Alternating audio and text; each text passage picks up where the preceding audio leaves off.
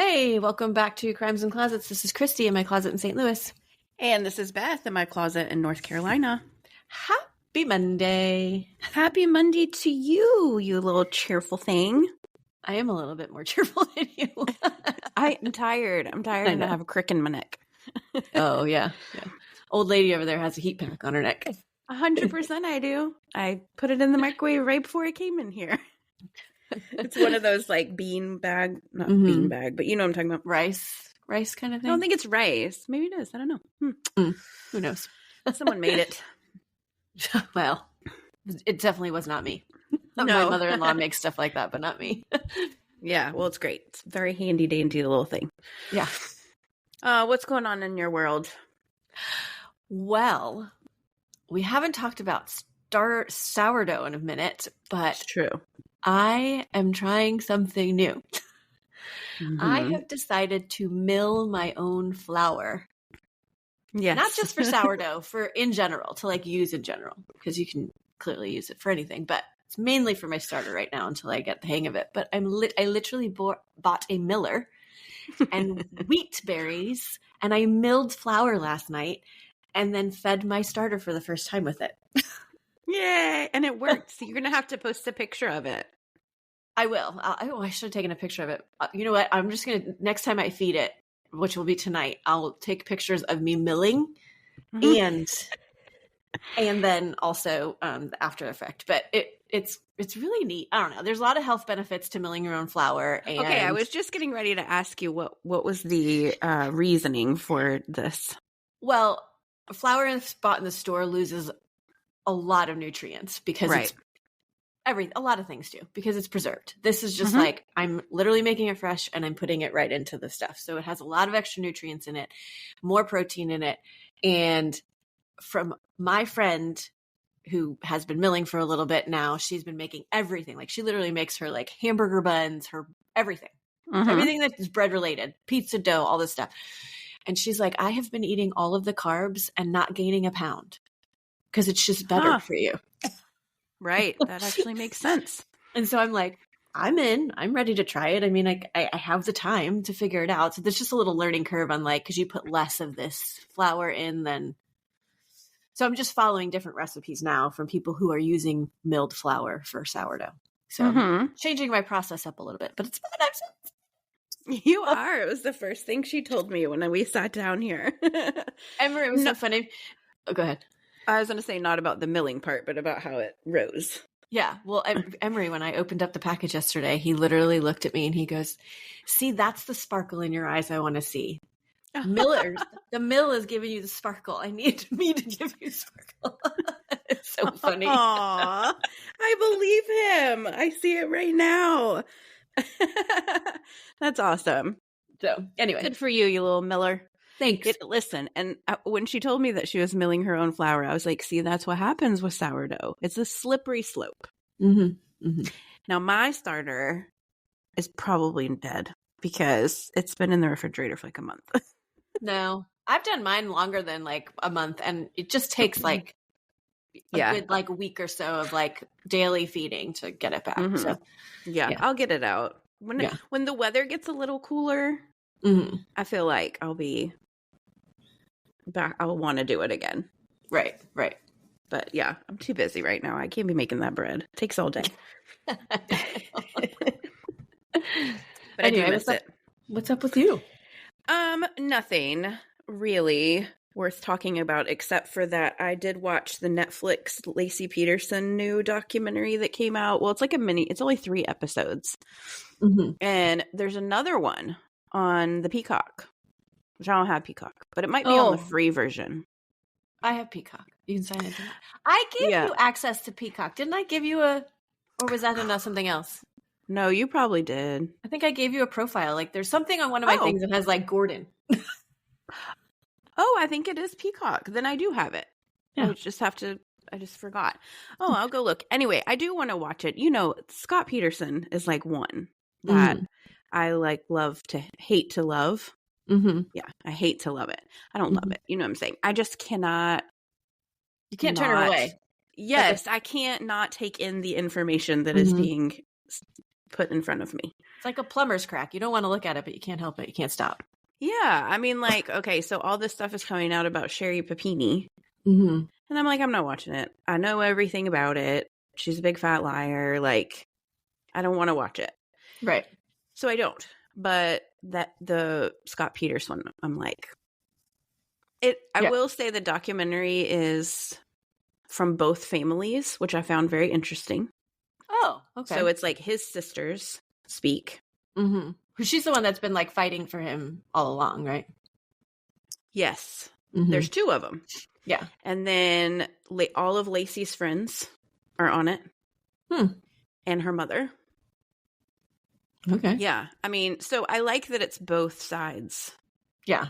And so it's like they will say it from Scott's version, and then mom says it from, you know, their perspective, or friends will. Okay. So I liked that part about it. That might be my watch as I do stuff around the house in the next couple of days show. Yeah, because it's only 3, so it's like right. easy to. Anyway, that's what I've been doing. Cool. Yeah, at nighttime, I'm like watching it in the bed. Cool. Anyway, cool. But that's all. That's all for me. All my right. news. Well, go join us on Patreon. I just wanted to plug that again, because all of your proceeds this month and next month are going to Peddle the Cause, which is coming up. That's right. Can't believe I forgot to say that. And you're good at remembering things. I wrote it down. I think that we have new Patreons, actually, now that I'm bringing that up, that we haven't thanked because, well, maybe not. Because we've just been busy. Yeah, like we just haven't, yeah. And we've had other people on for intros. Well, I was going to say, we can figure it out and then thank them next week. Yeah, that's what I'll do. Okay, that's what I'll do. Next week starts Serial Killer September, guys. So we've got 2 for you in September. So we'll go every other week. We won't have an episode on the off week, just so you know. We'll have 2 in the month, and then our normal episodes will start after that. So yep, and Survivors over on Patreon. Mm-hmm, exactly. Gearing up. 2 of those. So it won't be a chit chat in September. It'll just be 2 Survivor episodes. So anyway. Yep.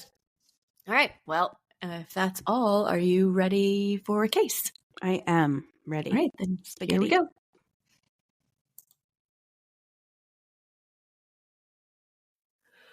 Okay, so this is going to be a doozy. Yikes. I mean, they all are, I feel like. So well, I don't know why I say that anymore. I just like the word. I mean, we have a shirt. That's right. That's true. We don't ever talk about merch anymore. We have merch. Yeah, we do. Click the link in our bio.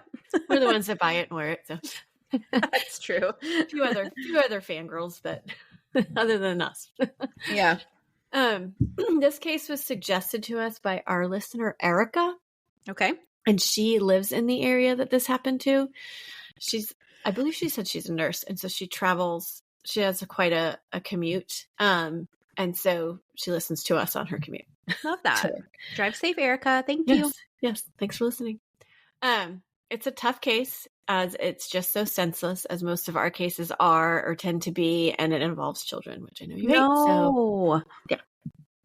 But anyway. Children.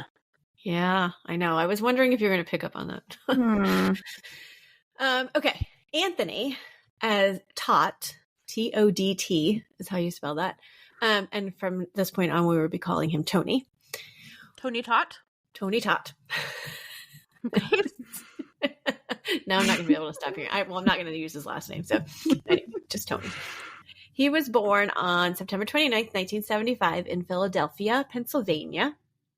His parents would divorce when he was young, and he would eventually move to Connecticut with his mother, where she would remarry and raise her 2 children and like stepchildren. I think I'm insinuating, because based on things I have read in articles, I'm insinuating that there are stepchildren. Okay. So, there's not a whole lot known about his background. So that's why it's not like, you know, he went to this high school, he went here. I don't know that stuff. I just know those parts of it. And that he would go on to become a physical therapist would be his profession. Tony would meet Megan Todt in high school, and they would quickly become sweethearts. Megan was born January 28th, 1977 in New London, Connecticut. She would grow up in Montville, which is a neighboring town to New London. She attended Montville High School, where she played tennis and was a drum major. Cool. Yes. And I'm saying I don't know that he even went to the same high school. I know they met during the high school years. I don't know that they went to the same high school. Okay. Megan would go on to get a degree in physical therapy as well from Sacred Heart University. She could sing and play the flute and piano. And she had a love for music, which she would eventually pass on to her children. Cute. After dating for 8 years, Megan and Tony would marry, and they would welcome their first child, Alexander John, on September 26, 2006. Alec was very bright, and he excelled in school, specifically in history and English, which good for him, because I know I failed history in college. You did? Yes. I love history. I love history, but only certain parts of history, and so only certain things I retain. That's fair. Yeah. He loved to read and play piano and play soccer. Megan and Tony's second child, Tyler, would come on December 30th, 2008. He would also love to play the piano and play soccer with his brother. He loved to joke around, but always wanted to know how he could help people as well. Oh. Yeah. He was also very bright and excelled in school, but he excelled in math. Okay. Their third child, Zoe, would be born on July 23rd, 2015. So there was a little bit of a gap there. Like 7 years. Yeah. Zoe was always smiling and singing, and she loved to go to school at her Montessori Academy. Okay. Megan and Tony would start their own practice, their physical therapy practice in Colchester, Connecticut, called Family Physical Therapy. Pretty straightforward name. Yeah. They worked and ran the facility together for years until they started a family, and then Megan would stay home with the children, and Tony would run the practice on his own. Okay, that's really admirable. Love that. Yeah. They were pretty well known in the community, and Tony was the guy to go to for physical therapy needs. Tony Todt. So catchy, I'm telling you. It's just really cute. Tony also worked with disabled children and volunteered as a youth soccer coach for his children's teams. In 2017, Megan would be diagnosed with Lyme's disease not long after a trip to Disney. So I'm assuming, I don't know, I didn't know that there was like ticks in Disney, but I guess there are. Wow. That's a really terrible disease, by the way. Ugh. I know. Yeah. We've known a couple of people who have had it, and it was like, sometimes it could remain dormant and it's fine. But then there's other times where it's like, no, totally. And the symptoms are so crazy and debilitating. Like, yeah. Sucks. Yeah. It seems that she had a pretty bad case of it too, because she would become very ill and would end up having a couple of miscarriages. Wow. Yeah. And that's awful. Would then, I know, lead to some depression for her. The family at one point decided to move to Florida as the weather was better for Megan's health and mental health. I don't know much about Lyme's disease to know like what, but this is what the decision they made as a family. They moved to a town called Celebration. Have you ever heard of Celebration? Actually, yes. Okay. I don't know why, but yes. Well, there's a chance I may have told you about it or something, or maybe you read the message from Erica or whatever. But this town was built by the Walt Disney Company as the community of tomorrow. So it was like literally built to be pristine and perfect. Kind of, I mentioned this in another episode recently, but like sort of like a Stepford Wives kind of community. Yeah. Like the hedges are all trimmed, the lawns are all mowed, everything is green, everything's painted perfectly, basically a perfect little town. I've been there several times. I used to go to the Celebration area a lot in college, and we would just like drive through those neighborhoods and whatever. It was pretty. It's like literally perfect. It's no longer owned by the Walt Disney Company. Oh, really? Okay. Yeah, I don't know when that happened, but I do know that they don't own it anymore. Megan would homeschool the children, and Tony would travel up to Connecticut during the week to keep their practice going and come home on weekends. Whoa, that is a heck of a drive. Yeah, well, I'm sure it was flight, but... Oh, okay. I was going to say it would take you all weekend to drive it. I mean, this sounds kind of familiar because like we lived in North Carolina and Emery went to New Jersey every week and then came home on the weekend. So yeah, similar situation. Yeah. A little further. You got to do what you got to do, right? Yeah. So, okay, he would eventually say that he also did the brunt of the work at home as well. Like due to like Megan's depression and stuff, he would kind of say that he would meal plan and prep all the meals for the week while he was gone and just take care of all the things. So I don't know how much of that is true because there's clearly, we can't ask all the questions now, but that's what he states he had to do. Oh my God. Am I not going to like Tony Todt? You will not like Tony Todt. Oh, no. In November 2019, during his usual week in Connecticut, Tony's clients were suddenly contacted stating he had a family emergency and had to go back to Florida, and so all of his appointments were canceled. He said that they would be rescheduled for like the following week or whatever, but they were never rescheduled, and he never came back to Connecticut. And all of a sudden, they were just told that the practice was closing. Okay. Yeah. So it went downhill real fast. I guess so. The family typically goes up to Connecticut for Christmas to spend time with family, but on this particular year, they did not. So, he went home in November, and typically the whole family would then be coming back sometime in December to spend time. Mm-hmm. And not only did they not do that, but then all of a sudden the practice is closing too. So this is really unusual. And so family in Connecticut became concerned because they also could not get in touch with them either. A few family members stated that they had gotten a text from Megan stating they were going to St. Augustine to visit someone. I don't know if it was family or a friend. And then they would receive another message from Tony saying, we made it to St. Augustine and we're going off the grid, so to speak. So it was like, don't expect any contact from us. That is a weird thing to say. I'm sorry. Yeah. And so then nobody heard anything from them after that. Family members called the Osceola Sheriff's Office to do a wellness check on the family. I believe it was 2 sisters. So this is why I'm saying I thought there were stepchildren, because I don't know what Toadie's sibling was, if it was a brother or a sister, because it's never stated. But mom had left Philadelphia and moved to Connecticut with her 2 children. But now 2 of his sisters are calling the wellness check-in. So there's an extra one in there somehow. Right. I don't know if one of them was biological or both of them were step or what. I don't know. But anyways, 2 sisters call in a wellness check, and their landlord, because they were renting their home in Celebration, as he or she had not seen them in about a month and had an eviction notice placed on their front door because they were behind on their Wow. Oh my gosh. So much time is going by. And I'm pretty sure they were only behind a month on their rent, which I don't know. I'm sure it's probably stipulated in their agreement. Like, you can't be late at all before I evict you, because this person put an eviction notice on their door right away. And it was still there as if nobody had even seen it, from what the landlord could tell. Yeah, something's up.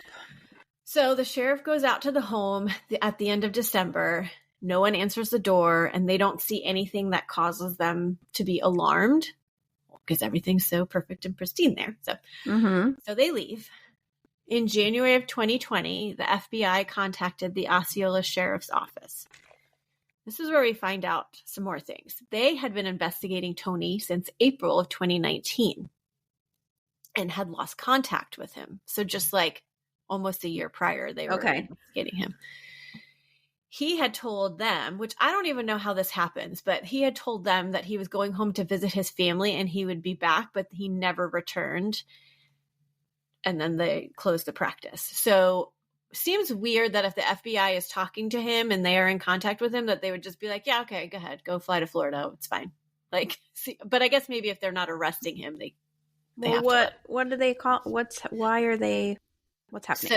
So Tony had allegedly been putting, it was insurance fraud, claims into the insurance for services that he never performed for some of his patients, dating back to 2015.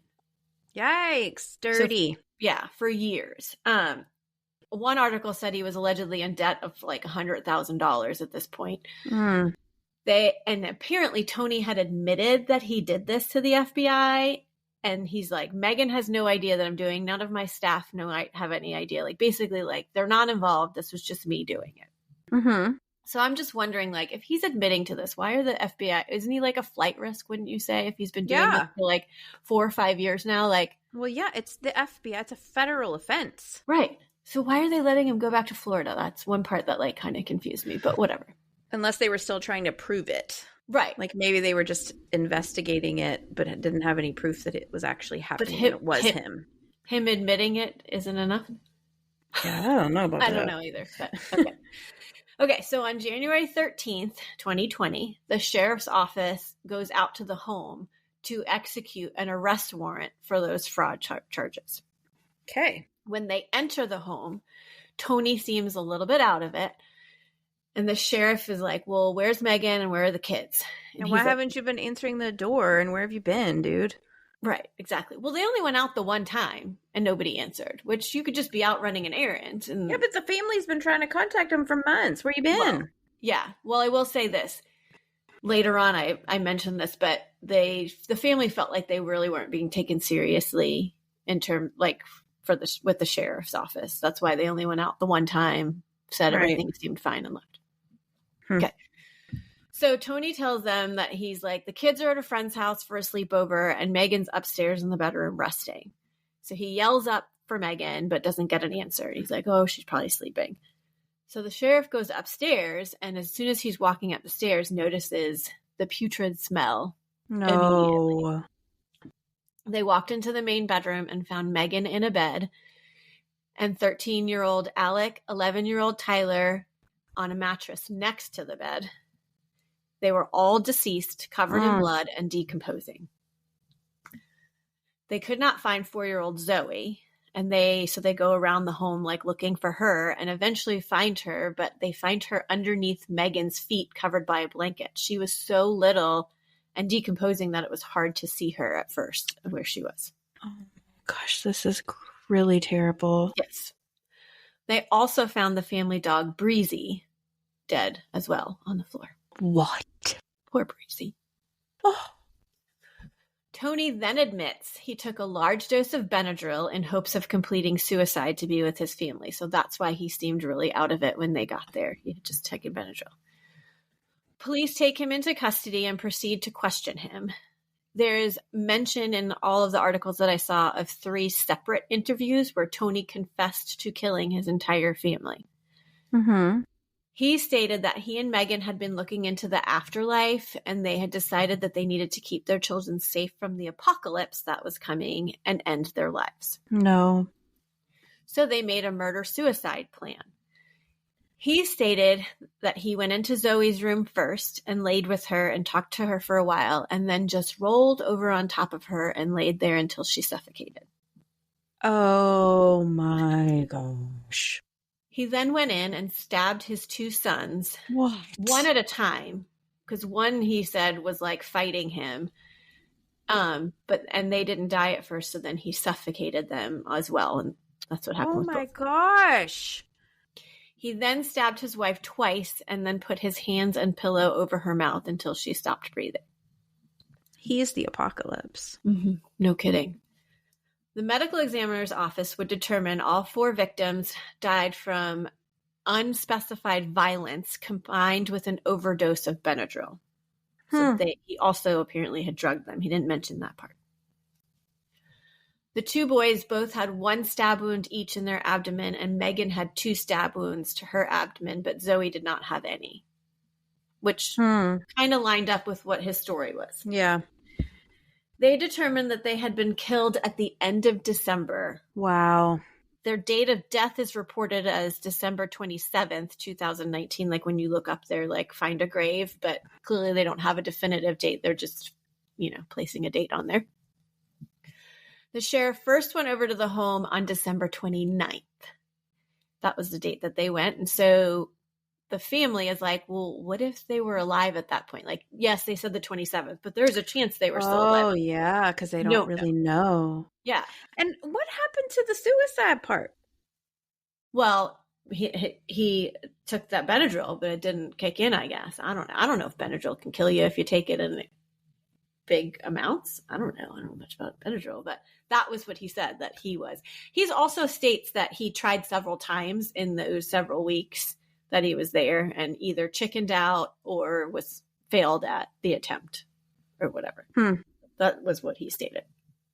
So anyway, their family members are just like, this is where it's like they mention, we weren't taken seriously. So if we were taken seriously and you arrived on the 29th, there's a chance that this could have ended differently. Yeah, you should have gone in then, yeah.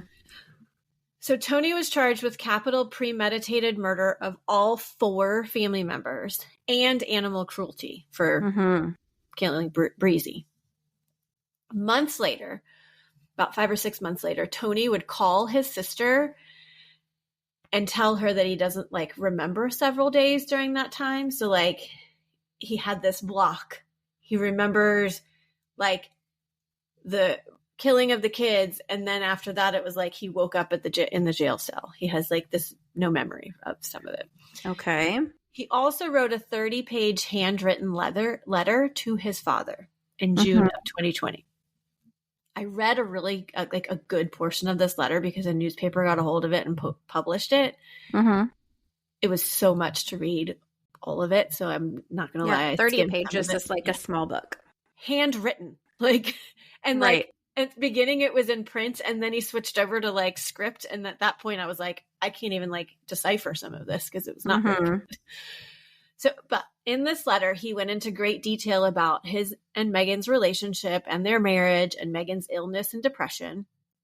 He also stated that Megan took care of all of the finances and he had no idea that they were late on payments, which if they were only a month late, like they said, then I don't know. I mean, I would tell my husband if I was like, hey, we couldn't pay the mortgage this month. So just so you know, pull in some extra dough. Like, but apparently he didn't know, he says.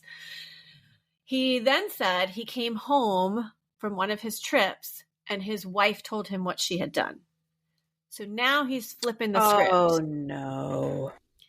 In the letter, he stated, and now this is quotes, long story short, she gave them the Benadryl Tylenol PM pie, separated them, woke up at 11:30, stabbed them, and then suffocated each one. That was his statement in the letter, verbatim. Tony then states he went to the bathroom to puke because he was so like upset when she had told him this. And then he ran into the kids' rooms and saw them in their beds, wiped their faces, and held each one while he cried. He said Megan kept checking on him and told him to relax and that she had released their souls and everything was fine. She then handed him an empty Benadryl bottle that she had taken and stabbed herself in front of him and asked her not to leave him alone or her alone while she died because she had not left the children alone when they did. He went around trying to find cell phones that she had hidden and came back to see that she had finished another bottle of Benadryl and then stabbed herself a second time. Tony then brought all of the children into the bedroom because he wanted to be with all of them.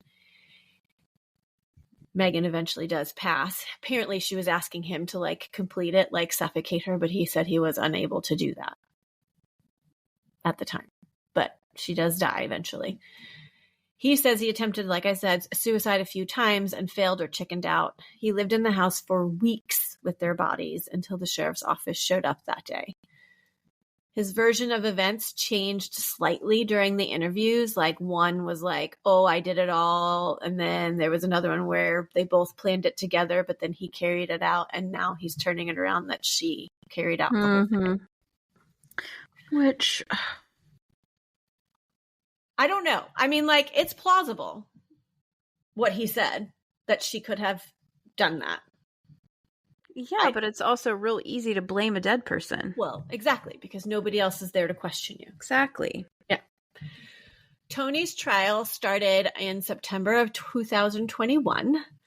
One of his confessions was thrown out because he was not read his Miranda rights in full.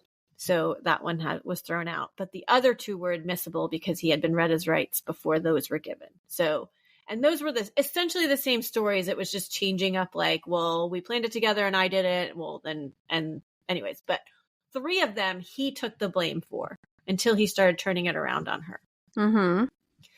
During his trial, the defense tried to claim that Megan was the one who carried out the murders and he had only confessed to help protect his wife's memory. He was just trying to cover up for her. in April, clearly, they're thinking like he was committing this fraud. He was about to go to jail. Prosecutors are like basically trying to prove that he didn't want to be without his family if he was in prison. So that's why he took their lives, is what they're saying. In April of 2022, Todt Family was found guilty of 4 counts of first-degree murder and 1 count of animal cruelty. Okay. In court, he maintained his innocence, that he did not do this, that he's standing by that statement that his wife did it. Okay. Okay. Did you have a question? Mm-mm. Okay. I'm just so sad. I am sad too. This was really sad to look Yeah. at. I had heard about this case before Erica had sent it to us. But there's some stuff that's going to happen in a minute that I didn't know about. No. The judge sentenced him to 4 life sentences without the possibility of parole and called him a destroyer of worlds. Yes. Okay. Well, 4, yes, that's true. He was given an extra year for killing Breezy. Good job. Wow. Okay. Yeah. Uh-huh. They did right by Breezy, too. Okay, they did. That's impressive. So basically the question is, like I said, is do you believe that Tony committed these murders on his own and that he did this because he was in trouble with the FBI and he knew he was going to go to jail? Or do you think that the 2 of them planned it together? Or do you think Megan did it and then he covered up for her? I think he did it. I think he did it too. Yeah. She didn't seem like that type of a person. She was a great mom. She was super smart, successful. Like, he had reasons. She did not. Right. And no mental health and all that kind of stuff. But I can see him being like, I'm about to go down for all this insurance fraud stuff. And I'm shaming my family. And I'm a narcissist. And so that's what happened. Right. Yeah. No, that's exactly what I believe as well. I will say that she was depressed because of the miscarriages and the Lyme's disease. Yes. True. But I don't know that it would have been bad enough. It seemed like she loved her children so much that she wouldn't have. I think that at most maybe she would have done something to herself, but not her children too. Yeah. I mean, you can be depressed and sad and be suffering with an illness and not murder your kids. Well, yes. That's a jump. Yeah. And also not complete suicide. You're just depressed and right. like you handle it and you get your help and whatever. So right. Anyway. I will say though, the fact that the Benadryl, so because she had Benadryl in her system too, right? They all did, yeah. So, but how'd she get that in her system? Like, I can see you giving it to the kids sneakily, well, and that's that would be the one thing that I'm like, well, maybe she did take it willingly. Mm-hmm. Yeah, that's a little weird. Mm-hmm. Huh. Okay. Yeah, and I don't remember if the dog had it. I think the dog was just suffocated, but I can't remember. Oh, God, can you imagine suffocating a dog? No. I mean, I can't imagine suffocating anything ever, but like... Well, yeah, no, exactly. I would never, yeah. This is sad. Yeah, it's very sad. Either way, whatever, regardless of what happened or how it went down, because I don't know that we'll ever like fully 100% know the truth because he's the only one around for us to ask. He was living with his entire family laying there dead in his house decomposing and didn't call anybody.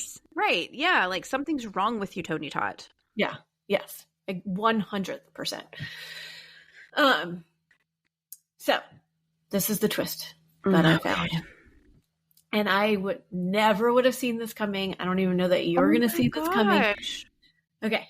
So after 40 years ago, so 40 years prior to all this, 40 years prior to now, in 1981, when Tony himself was 4 years old, the same age as Zoe when she was murdered, Tony witnessed his mother being shot.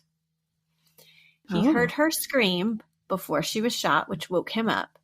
It terrified him, and he had nightmares for a long time. He saw people in his house running after the shot, all this.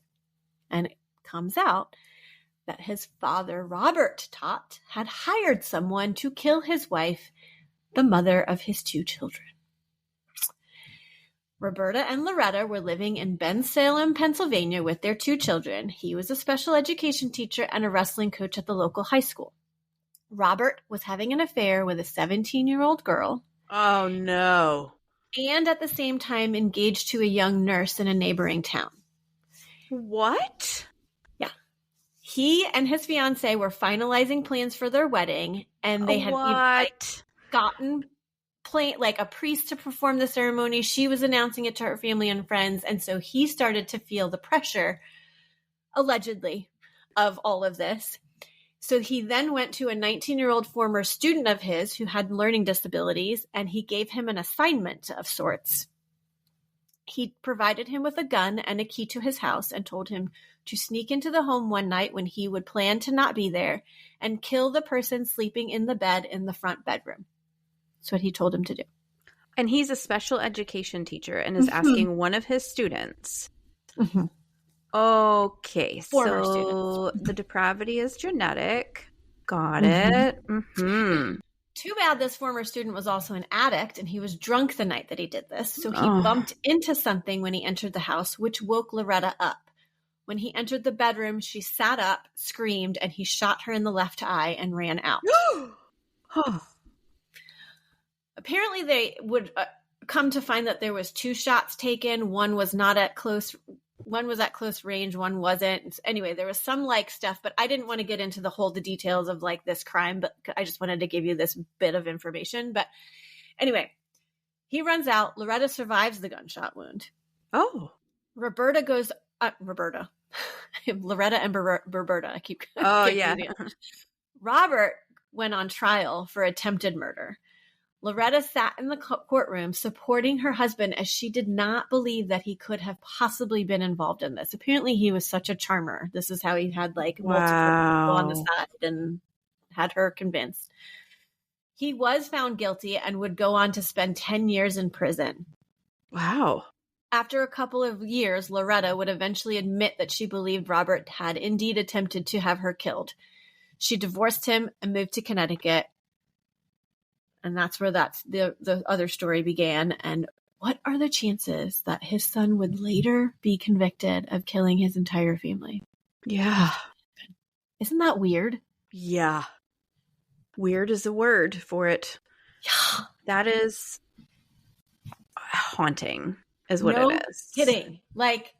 I don't know. Could that have somehow altered, I don't know, his mental stability? Yeah, for sure. Well, I'm sure it imprinted on him in some way. His father going on trial for attempting to murder his mother and her being shot in the left eye. Yeah. And also, let's say he didn't try to have her murdered and that he was innocent of that, which he wasn't. But Loretta thought he was for a minute.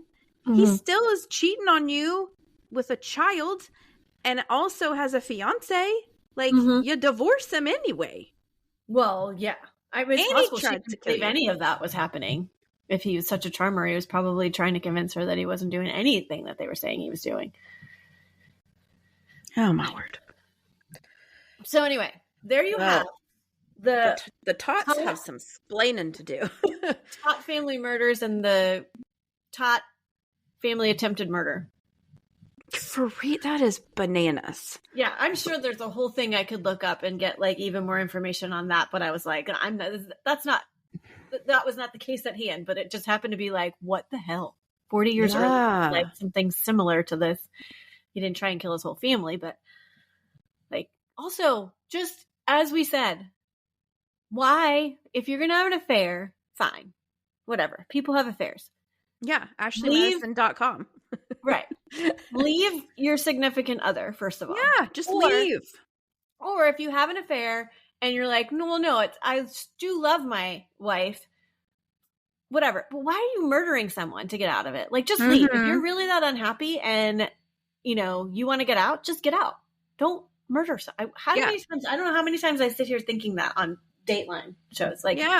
Why can't we just walk away? Right. The other thing too is okay, so you don't want to walk away. You want to be I want my life and I want my cake and I want to eat it too, whatever. That's fine. Then you say to your wife, listen, I'm going to sleep around. I say wife. See if she's husband. Down. I don't know. Yeah. I mean, yeah. Or what do you think about this? This is what I'm going to do. Or this is what I did. Right. or whatever, and then now it's your problem, and you can decide what you want to do with that. Want to lose you, so here, are you okay with this? Yeah. Don't be murdering about it. Don't be murdering about anything. Boggles my mind. It is choices, guys. Choices. Yeah. So Erica, nurse, apparently where she works, which I'm not going to mention, he apparently was like a contract employee there. Okay. And so like it would be talked about a lot. That's right, because he was a therapist. Yeah. Okay. Yeah. And so it was talked about a lot. So she started following it a lot and whatnot after that. I don't know if she knew this twist. I didn't write her. I forgot. I've never heard of this case. Never heard of Tony Todt. Yeah, there's only been 2 murders total ever in the town of Celebration. Wow, really? Oh my so gosh. That's their world. Crazy. Well, this was a murder of 4 people. Yeah. It's a big one. It's so sad. The kids, the dog. And recently, like basically this happened like right when COVID was starting. Yeah. Because in his letter, he talks all about COVID to his dad too. Like, I don't know, which had nothing to do with this because he murdered them before they had just started talking about COVID in December of 2019. So like, right. This had nothing to do with that. It's not like it was just isolated. Yeah. So what a time that was. This took me back a minute. Yeah. That is so sad. I think he did it. And it is nasty to me when he's like now saying bad about her, that she's the one who did it and she's the actual murderer. When he murdered her, like it's just it's so gross to do that. Yeah. Yeah, for sure. Like after you're already convicted, especially, there's literally no point in you now coming back and talking like that about her. Like, you did it. You're being punished. Yeah. You don't if the whole point of you lying to begin with was to save face for her, then just keep doing that. Well, 100%. But I do think there could be a possibility that they planned it together, especially with the fact that she drank this Benadryl, the Benadryl thing, unless he gave it to her in some other form that she didn't know she was taking so much of it. But you'd have to, I don't know, at some point you'd have to know that something was going, I don't know, whatever. Anyway, maybe there's a possibility that they planned it together, but there's zero possibility that she did all of it. He came home from a trip or work or whatever.